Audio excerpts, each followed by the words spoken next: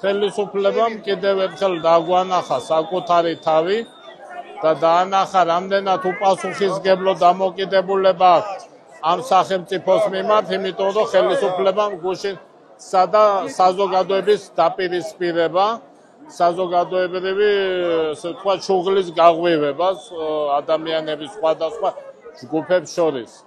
მიიღო როგორც ყოველთვის უკვე ეფექტი, დღეს ბევრად მეტი ხალხი გამოვიდა, აღშფოთებული ადამიანები გამოვიდნენ და კიდევ ერთხელ ვნახეთ, რომ ეს ხელისუფლება ძალიან სახიფათოა ამ ქვეყნისთვის.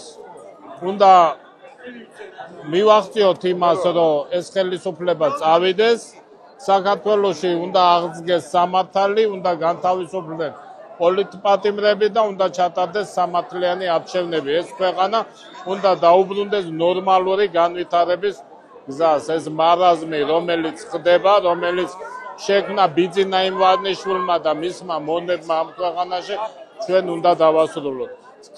ქართველის გარდა ამას არავინ არ გააკეთებს.